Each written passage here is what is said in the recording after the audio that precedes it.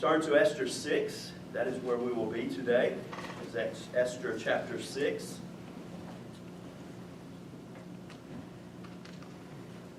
I lift up my eyes to the hills. Where does my help come? My help comes from the Lord who made heaven and earth. He will not let your foot be moved. He who keeps you will not slumber. Behold, he who keeps Israel will neither slumber nor sleep. That is Psalm 121, 4. 1 through 4. And then in Psalm 20, chapter 20, verse 7, it says, some trust in chariots and some in horses, but we trust in the name of the Lord our God. And then in Psalm 46, it says this, barraging you with psalms, but they're so beautiful. There's a reason why. In Psalm 46, it says, God is our refuge and strength, very present help in trouble. Therefore, we will not fear, though the earth gives way, though the mountains be moved into the heart of the sea, though its waters roar and foam, though the mountains tremble at its swelling. We will not be moved. He is our very present help in our time of need. Our help comes from the Lord. It is so easy for us to look at our circumstances or what we assume our future circumstances to be. It's so easy for us to look at those things that are happening in our life, the things that we're projecting to be in our life, and we look at those and as God's people, the church, and we think that the earthly powers that be is where it's all at, right? It's so easy for us to get wrapped up in that. It's so easy for us to get wrapped up in the power struggles of this world and the things that are going on around us and think that those things are where the power is. That those have control. Right? That the kings of this earth, that they have the control of the earth. That it's not that God does His bidding, it's the kings of the earth that do their bidding. That's some of the things that happens in our heart when we look at circumstances, right? The powers that be, those things that are going on around us, that are influencing us in so many ways, we feel as though those are determining our circumstances. And we couldn't be farther from the truth. It is God that determines our circumstances. And it's God who gives us strength to deal with our circumstances. But it's so easy for us to look at what is going on and look at something like a Xerxes, right? And think, oh, he's all powerful. Or a Haman, oh, he has unbridled power that is given to him by Xerxes. And we can look at those things and think, we're undone. We have no ability to right this, to make this the way we want it to be. It is so easy for us to forget that we serve an all-powerful, which is omnipotent, an all-powerful God. That we serve an omniscient, all-knowing God.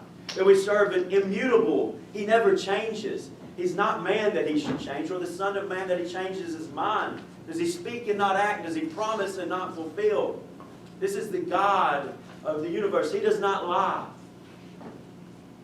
He is immutable. He is unchanging. He is relational and covenant making and keeping. It is so easy for us to forget that, isn't it, church? Day in and day out. We lose sight of the true power because we look upon the powers that we think are powerful. And we give them credence. Give them what is not theirs. Their authority and their power is given to them by God. And our Father is the very God who spoke the world into existence. This all-powerful, all-knowing, immutable, relational, covenant-keeping, and making God is our Father.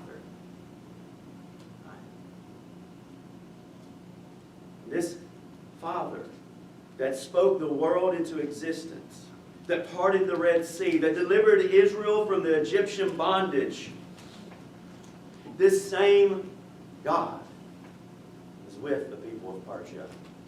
Those Israelites who are left in Persia, He is there. He is with them. He is with them. Though it seems bleak, and in Esther things look bleak for God's people, He's been there the whole time. I don't know about y'all, but have you ever heard it when people say, man, that was a God moment, God just showed up? You know, y'all heard that? God don't just show up. He was there the whole time. It's not like He's like hanging out somewhere and it's like, oh, well, all of a sudden He's here. Something happens. In Esther, God is not just showing up. He's walking with His people constantly. He's walking with us as His people constantly. A lot of times it's more of us understanding that because the Spirit has given us understanding that we didn't have because we were lost in who we were, instead of recognizing our identity, that all of a sudden we think God just showed up. Right? It's understanding it, that our identity brings us into a family that is not about a fickle patriarch.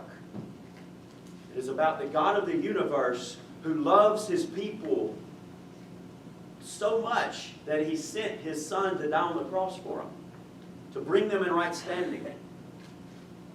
See, the thing about Esther that we have to continually go back to is He's not showing up, He's the author.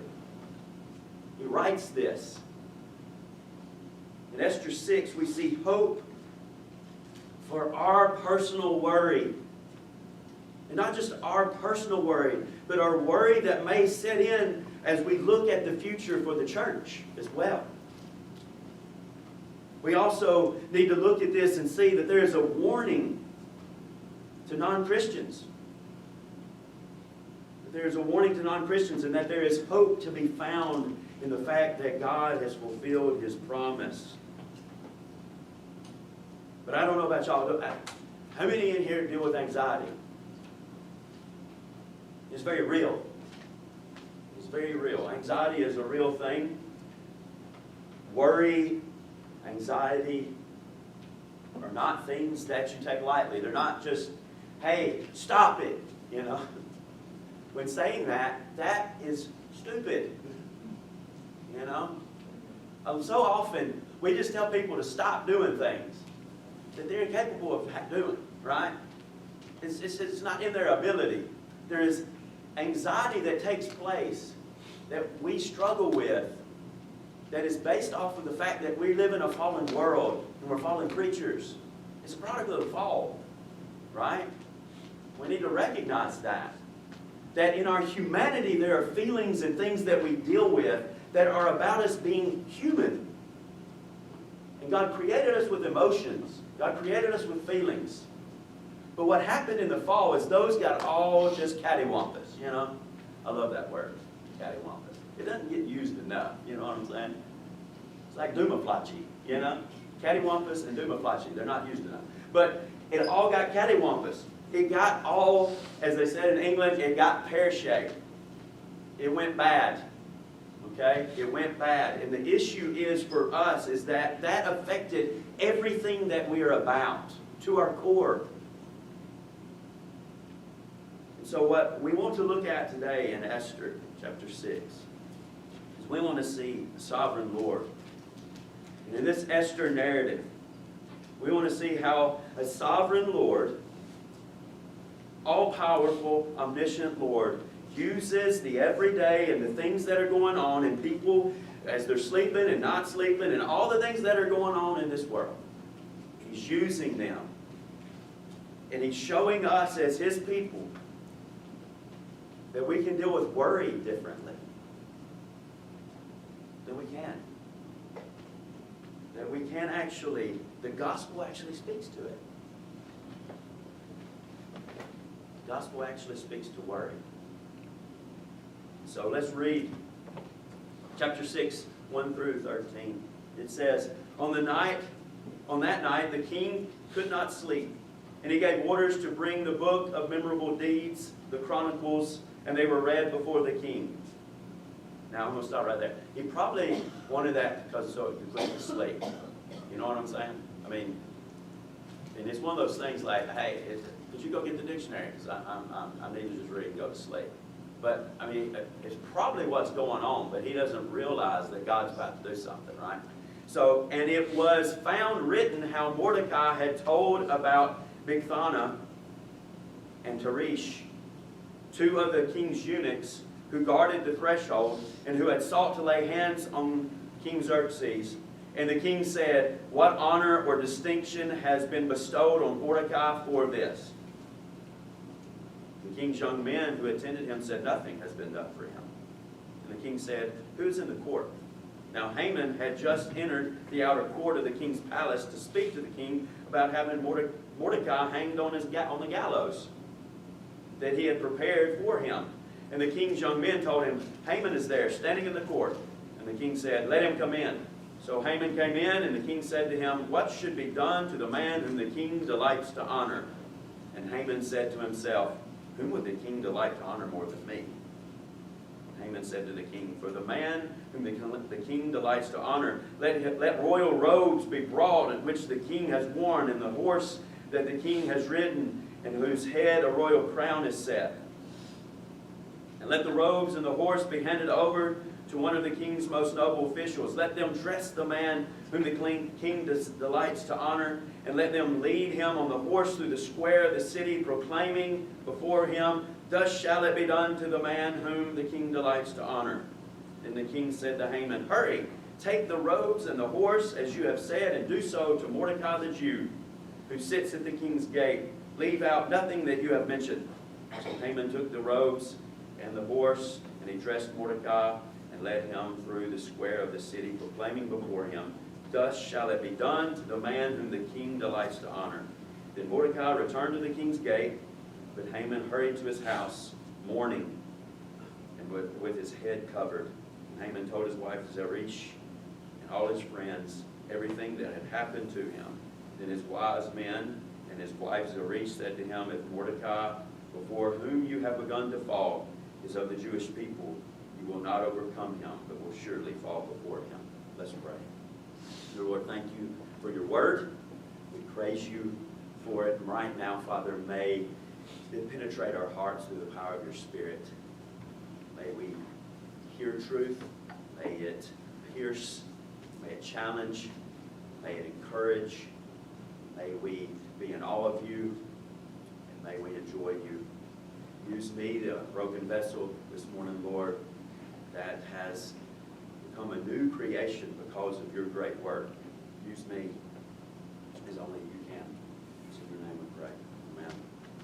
So, the Esther narrative, as you know, Esther from chapter 5, she prepares a banquet for Haman and King Xerxes, and then Xerxes, because she had seen that she was troubled, asked what can be granted to you, and she then prepares to do that again, and so to have that banquet again. And Haman, leaving from that banquet, is all puffed up, and then gets really upset because Mordecai does not pay homage to him. So he gets all angered, and in his anger builds a gallows because he's got some people who are crazy that tell him, like his wife, tell him, "Hey, go build some gallows and hang Mordecai on them."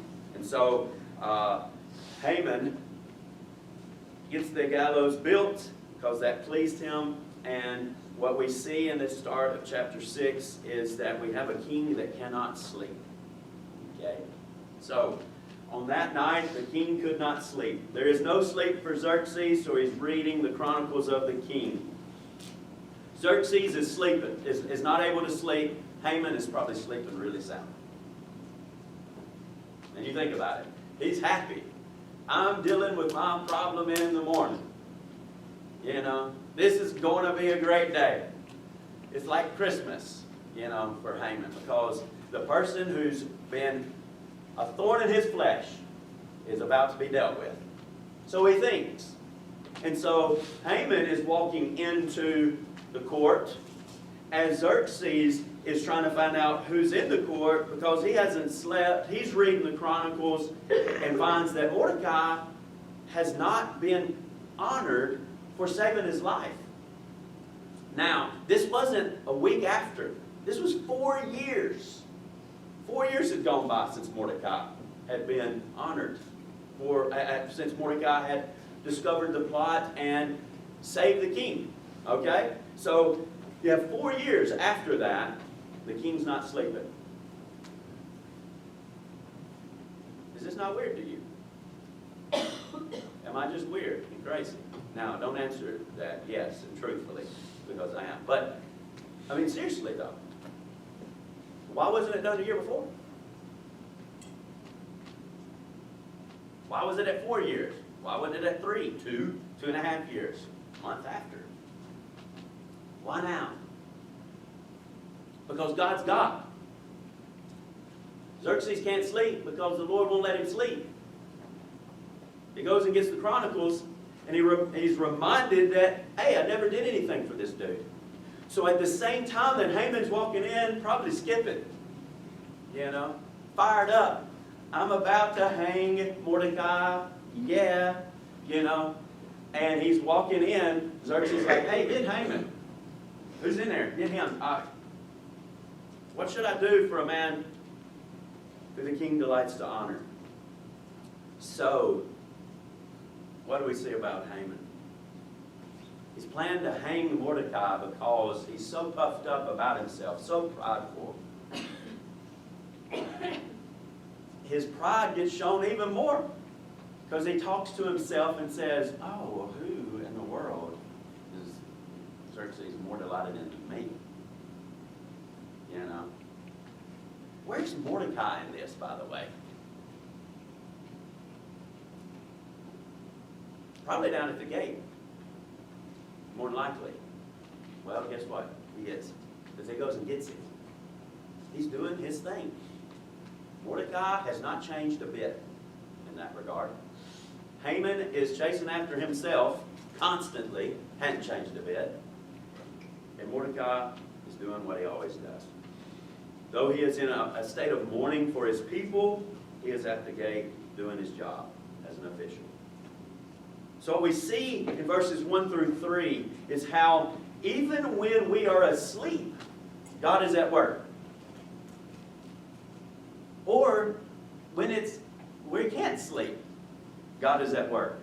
Right? So often, I think that what happens for us is we think that God needs me. Right? God needs me. He needs me to be awake, so I need to get this done. I need to get after this, because if I don't get this done, it's just not going to get done. And Haman is going about his business as a prideful, arrogant dude, thinking that, hey, my world is about to get better, and doesn't realize that there's about to be a massive reversal for him. So in verses 1 through 3, we see God's providence at work whether we sleep or don't. In verses 4 through 9, we see God's providence at work in man's selfishness and selflessness. That when man is selfish and sinful, God's still at work. Man's sin does not thwart the hand of God. We need to recognize that. There's no one in here powerful enough to thwart God's hand. If you are, I'm bowing to you here in a minute. I'm just saying. Because now you're God. Or a God. There's no such thing. That is the whole idea of God being all-powerful, all-knowing, immutable, relational. All of those things is that it is not in our power to confound the Lord. Okay? And jack up His world and mess up His plans. It's impossible. And we need to recognize that as we read this, because that has a massive importance for our worry. Okay? For our worry, when we're worried about finances, when we're worried about being a good parent, or being a good husband or wife, or good teacher, or boss, or all those types of things. It's important for us to understand the reality of who God is that He is in control. His providence is at work in every bit of this that is going on. That sinful man is not something that he is put off by in such a way that he cannot maneuver. God is maneuvering in the midst of sinful man. So, We see that very, very clearly with Haman. That Haman has a plan, right? He has a plan to hang Mordecai. But Xerxes desires to honor Mordecai. Then what we see, when it's all said and done, is Mordecai is back at the gates. After he has marched around by Haman, he's back at the gates. And we see what? Haman is at the house upset. Hiding, really, because he knows things are coming undone. Things are not going to go well for him. He actually has some counsel. That might be some of the wisest counsel he has is by those supposedly wise men and his wife. At that point, she hadn't been doing so hot until now.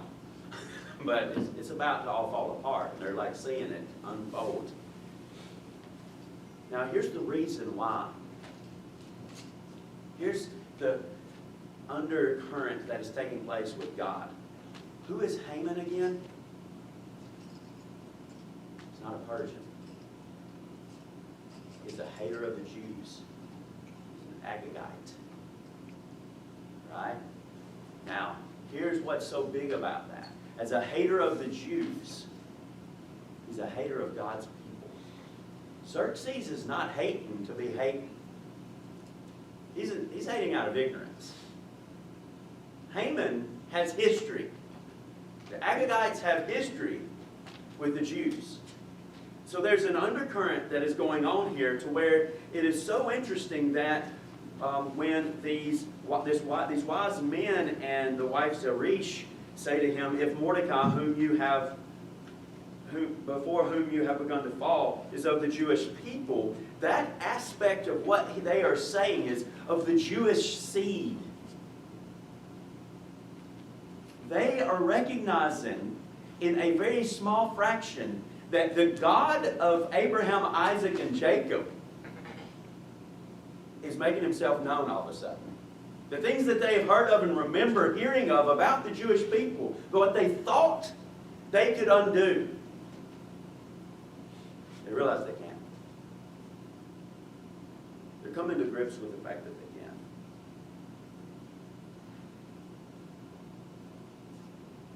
And for us, we're going to dive into that just for a second, just a minute, about for a non-Christian, this has got to be a warning. This has got to be a massive warning of the undoing that can take place, that we're not in control, that as a fallen condition factor, we need Jesus. We do not have the ability to take charge from the God of the universe. So what we see from this is that Mordecai is doing his normal thing. God does not help his people because we deserve to be helped. Mordecai is not lobbying for himself, is he? Mordecai hasn't gone and said, hey, king, you never honored me. And he's pretty sure he's been forgotten. And not only has he been forgotten, but he's a Jew. They know it because of what he's wearing. And so he's been forgotten, and he definitely doesn't deserve it as a Jew because of the edict that's gone out that all the Jews are going to be annihilated before long. So he's sitting there going, what in the heck? Now, he helps us. This is what's so key. God helps us because of his grace and his glory. See, the phrase, God helps those who help themselves, is not in the Bible. I know that's a shocker for the world, but that's not there. It's directly the opposite, and that's saying that is in the Bible is the antithesis of the gospel. It is nasty. I'm incapable of helping myself. It goes against grace and our inability to help ourselves.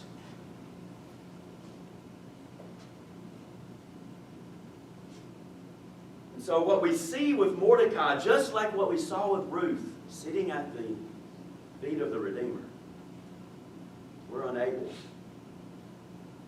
to do what's needed to be done. The Lord causes Xerxes to have a sleepless night, to read the Chronicles and see the need to honor Mordecai. And at that very moment, Haman is going to request Mordecai to be hanged. Not a coincidence. It is the sovereignty of God and His providence. See, at the same time when all mankind should perish because of sin, God sent Jesus to live the life of perfection that we could not live and to die in our place on the cross. That's the beauty of the gospel. The beauty of the gospel is I deserve death. I deserve hell. But Christ's sinless perfection has been imputed to me as my sinless perfection. Christ's death on the cross was in my place. That changes everything. For us, we become Mordecai. We become honored by the king. We become paraded around and saying, this is whom I desire to honor. Not because of anything great in Mordecai. Not because of that. See, for me, when I read this passage just speaks so much to the hope that we have in the midst of worry and trouble. The worry and trouble that we have with circumstances. I think on when we were raising support to go over to England. It took us 3 years to raise support, to raise the money we needed to go. And I remember I would work so hard at calling people to hear no's, right? And then I'd get a phone call out of the blue. I never even talked to these people. I'd be like, yeah, this is Trace. And they're like, hey, we heard that you were going to work in England. We're so-and-so church. We'd love for you to come and speak to us about what you're going to be doing because we'd like to support you. And I'm like, what? Who does that? I had to work for this, and I did. I mean, let's get real. I needed to call folks, and that was a part of the process. But what was so cool was recognizing that, oh yeah, there's a sovereign Lord who's doing this, right? He's the one that is opening the doors for us to go where God wants us to be. That's what is awesome. And so what's so cool is I remember us going up. I remember getting a phone call at St. Andrew's Presbyterian Church. They called us and said, hey, we support tons of English missionaries. We want to support you. So come up and meet with us. We're going to support you. We just want to meet with you. They are and have been the supporters and administrative hub of Go England since 2014. God ordained that and put that into place. I did not have to hunt that down, right? Because God wanted us to be in England. God was at work doing the things that He wanted to have done. Because God is a promise-keeping, a covenant-keeping God, here, I want you to hear what you have. You have a life where there was death. You have an identity that is based off of work that you didn't do, that brought you to a family that wasn't yours, that adopted you into a family that wasn't yours. You have significance that you've never had, that's an eternal significance. The significance of this world will crumble. Celebrity will fade. This all ends in a blaze, not necessarily of glory. Not necessarily glory. It just ends in a blaze. But we have significance. We have a family and a community that we've been bought into by the blood of Jesus. We have a home eternally. We have hope for every day. And we are loved unconditionally by God because of what Christ, God the Father, because of what Christ, God the Son, did for us. All of that gives us a purpose. So when we think, guys, when we think and we're going through life, when we think about Mordecai, when we think about Esther, may we think about ourselves in this way. That the God of the universe is our God. That there is nothing that is happening to us in this very moment that is a surprise to Him. He's not waking up going, whoa, I didn't know that happened overnight. He doesn't sleep, right? He doesn't slumber. Haman does not surprise our God. Haman is a part of the plan. Pharaoh's heart was not hardened by God in the way that we want to be accused of believing, because Pharaoh's baseline was already jacked. He's functioning out of his death. He's functioning out of his sinful condition, his disposition to sin. He is functioning from that, and God is working through those things.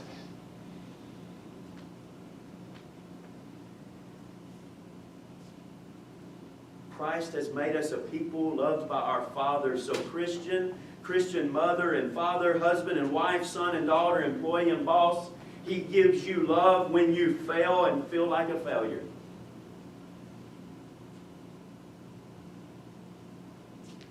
He didn't say, stop failing and then I will love you. He didn't say to Mordecai, hey, you keep doing what you do. You just keep working hard and I'll honor you.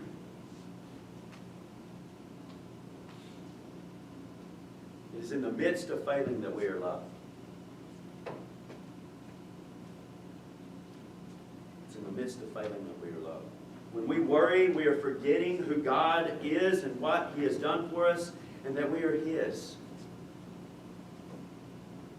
That's where worry is. And some anxiety comes out of that. There's other aspects of anxiety that are not what I am talking about right now.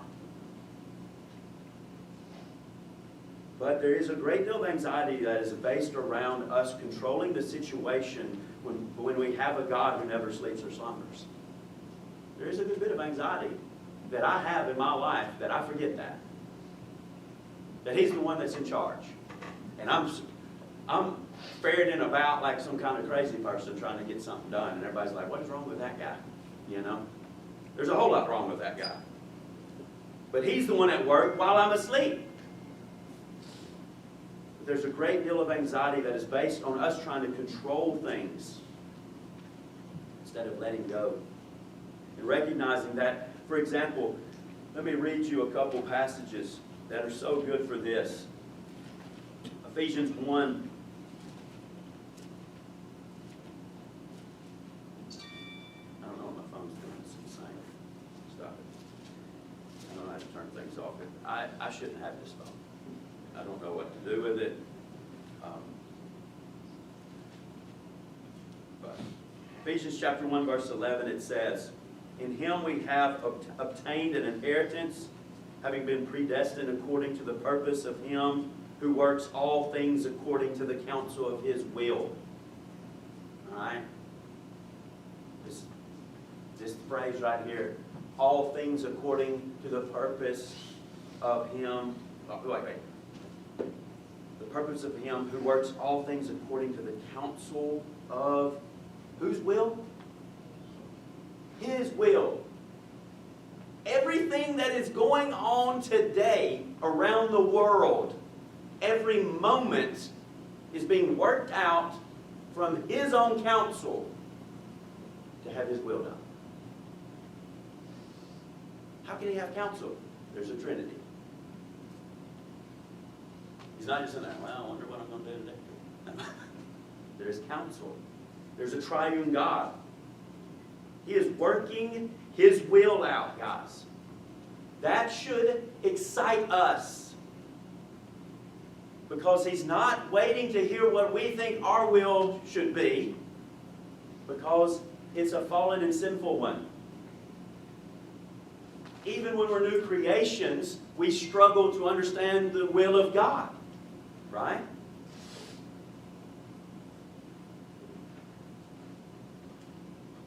And so, you think on that, hold on to that, and then think on Romans. I went too far. Romans 8. This is one that we love to speak of. We love this one. We talk about this one a lot. And we know that for those who love God, all things work together for good for those who are called according to His purpose. We love this. We quote this all the time, don't we? The church is like, woo! All things work For the good of those who love Jesus. What does that mean for Esther and Mordecai? What does it mean for Ruth? Naomi? What does it mean for those who are in hard places in China? What does it mean for the persecuted church? We love to talk about this one when it's prosperity. But what when it's hard? Do we think that God still has our good in mind? He's working all things good. Mordecai is thinking about his people. And at the same time, just like we would, man. He's conflicted. He's a human being. He's conflicted. He has feelings. He knows that his God parted the Red Sea, but also his people are struggling. There's an edict, right? We know that for those who love God, all things work together for good for those who are called according to His purpose. This is about the purposes of the living and all-powerful God, not Trace. Not Trace. See, after 4 years of Mordecai, after he exposes the plot, the night moving into the morning that day is supposed to die, he is honored. Because Haman is not in control. Mordecai is not in control. Xerxes is not in control. Because man plans his ways, but God determines the steps. So when we are worrying, I want us to hear another Romans 5. As we think of Esther and Mordecai, and we think of what's going on, let's go to Romans 5. I want us to hear where we were, what God's done with us. For while we were still weak, at the right time. 4 years for Mordecai, right? The children of Israel about to be wiped out. Mordecai's about to be hung on the gallows 70 feet tall. For while we were still weak, at the right time. God's timing is perfect. God's purpose is perfect. The pain you go through is not something to overcome, but is a providence to embrace. For while we were still weak, at the right time, Christ died for the ungodly. For one will scarcely die for a righteous person, though perhaps for a good person one would dare even to die. But God shows His love for us in that while we were still sinners, Christ died for us. Since therefore we have now been justified by His blood, much more shall we be saved by Him from the wrath of God. For if while we were enemies, we were reconciled to God by the death of His Son, much more now that we are reconciled shall we be saved by His life.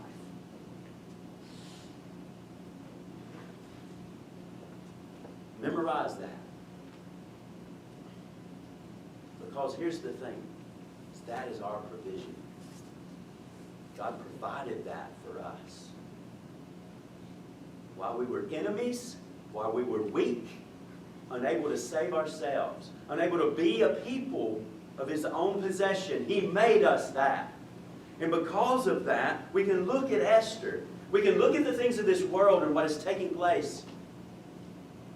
And we can take joy, actually, in our struggles. Because we know that they have a purpose.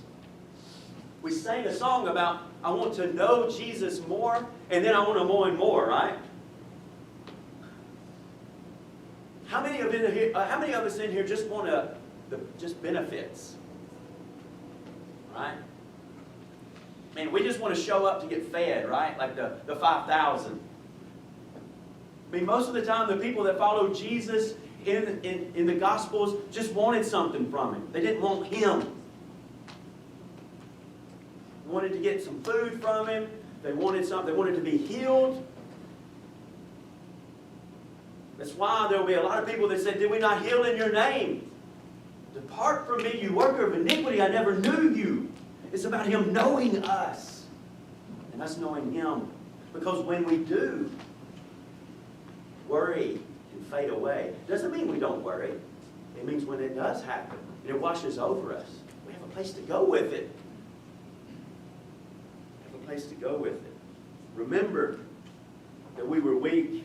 We were dead in our trespasses and sins, and we needed Jesus. So when we think about worry and worry is going on, may we look upon what God did for His people with Mordecai and Esther, that He never sleeps nor slumbers. This also speaks to the future of the church. So often I hear doomsday concepts for the church. Oh, it's getting bad out here. It's getting so bad. But all I see in the Bible is that's what it looks like. That's what it looks like for the church.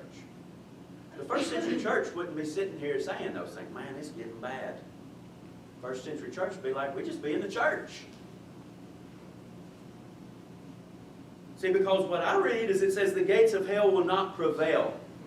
Why is that the case? Because as the bride of Christ, we're the expansion of the covenant with Israel.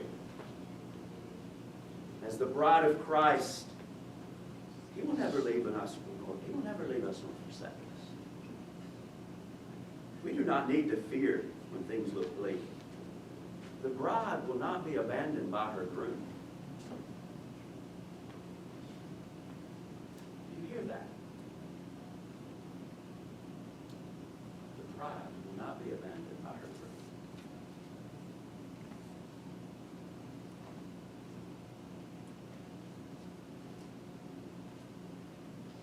The true bride will always go forward with the groom, because the groom is providing and protecting her. Take heart, church. Though things may look bad, things may get crazy, because they're supposed to get crazy. There's no reason for us to be surprised. We recognize that our groom never abandons us. That more than just being present is our provider, our protector, our nurturer. He's our king. He's our brother. He's everything for us. But what I want to speak to in closing is, what does this speak to as a warning? Because if we're not the bride, He's not our groom, and there is no provision. There is no protection.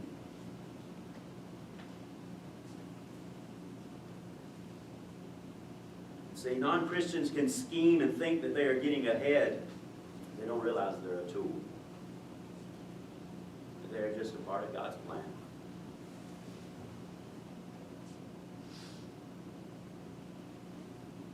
They think that they can beat God. They're foolish.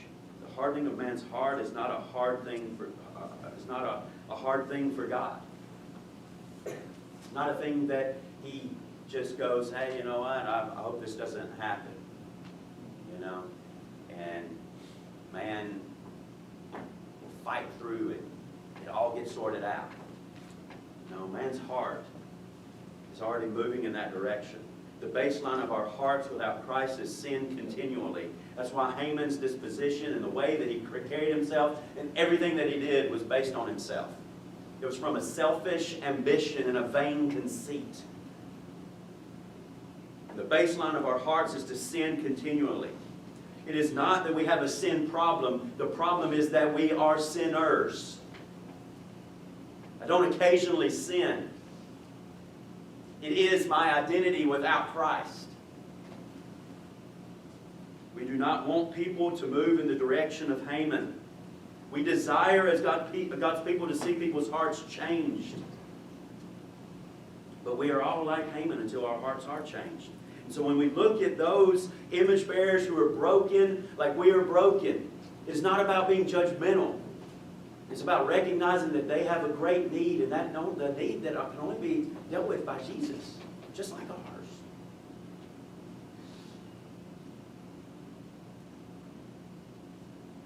See, we needed our eyes to be open to our sin, just like Haman needs his eyes to be open to his sin, to see his idolatry.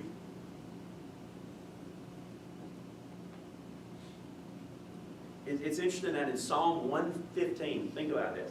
In Psalm 115, it talks about idolatry in such a way that our idols, we actually become empty like the idols are. The very things that we think will give us life are so bankrupt that they actually make us empty. The things you chase that aren't gospel-based, Christ-centered, the things you chase that your heart's running after are empty. They look really pretty and great, but it's why most celebrities will tell you, I've had everything.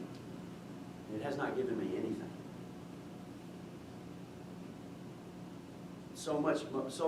Most of the time, what they're desiring is authentic relationship, because in their heart, they know, because the heart of man knows there's something missing. We need to recognize that there is no peace without a heart changed to worship our God. I want to close by reading this. For while we were still weak, at the right time Christ died for the ungodly. For one will scarcely die for a righteous person, though perhaps for a good person one would dare even to die. But God shows His love for us in that while we were still sinners, Christ died for us. Since, therefore, we have now been justified by His blood, much more shall we be saved by Him from the wrath of God. For if while we were enemies, we were reconciled to God by the death of His Son, much more, now that we are reconciled, shall we be saved by His life. Church, we, just like Esther and Mordecai, had a need for someone to save us. And the sovereign plan of an almighty God came to fruition. And every day. And it's happening in each of our lives.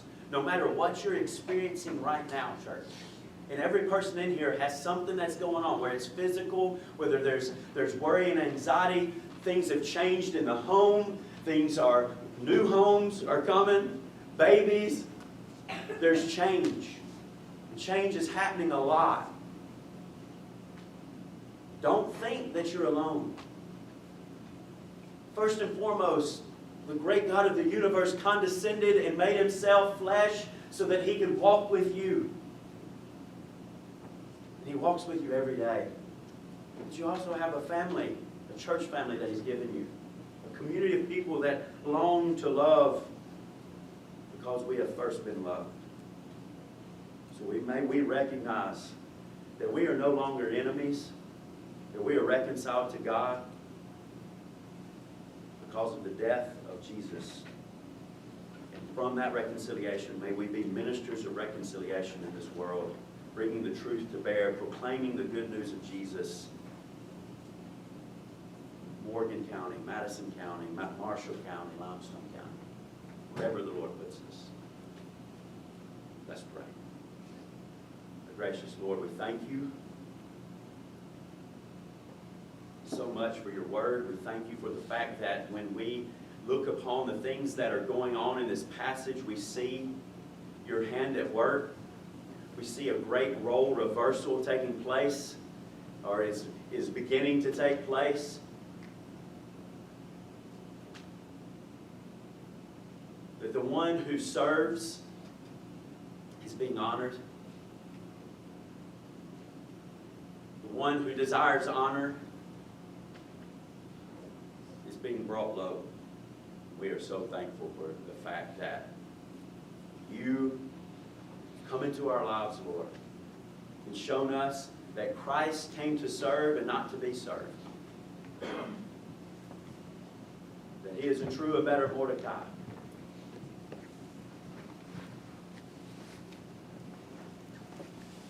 We thank You for the fact that we're able to rest in the promises that You have fulfilled in Jesus, that Your covenant promise that You made to Your people was fulfilled in Jesus.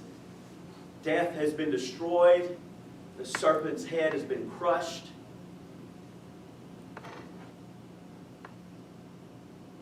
We do not have to live in fear or worry or discontent. We can live in joy. We can live in peace. We can live in rest. Thank you for that, Lord. Dear Father, I pray that as we look upon the table this morning, one of the beauties, Father, that you've just put on our hearts to do this each week is that we're able to look upon it afresh, to see it, and recognize that when we see the table, we see the covenant has been kept. And that it didn't just save us, but that what you have done for us sustains us.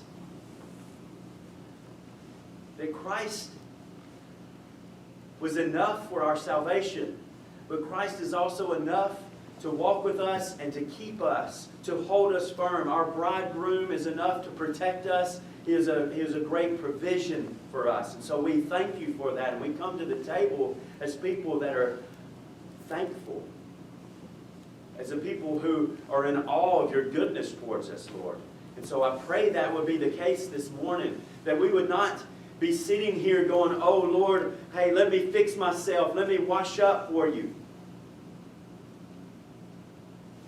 Pray, Father, that we would recognize that we are washed whiter than snow. That we are cleansed of all unrighteousness. That we have the Christ robe of righteousness on us. That because of that, we come and take. So, Lord, I pray right now that each of your people that are in this room would rest in that finished work of Jesus and know that they are able to take because of it. But I also pray right now that the warning to non-Christians that we see in this is that that warning go forth this morning. That those in this room that do not know you would come to know you, that they would take communion for the first time as your children. That those who are wrestling this morning would be able to rest. But I pray, Father, right now, those who your Spirit is speaking to would bow the knee through the power of your Spirit. That you would take their heart of stone and make it flesh and breathe life into them. Regenerate their heart, Lord. And may they experience your goodness. I pray if that is happening this morning that they would come and speak to me.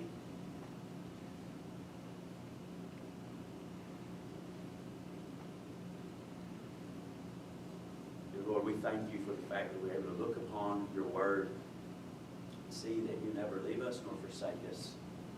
That your plan is constantly at work. That you're always on the move.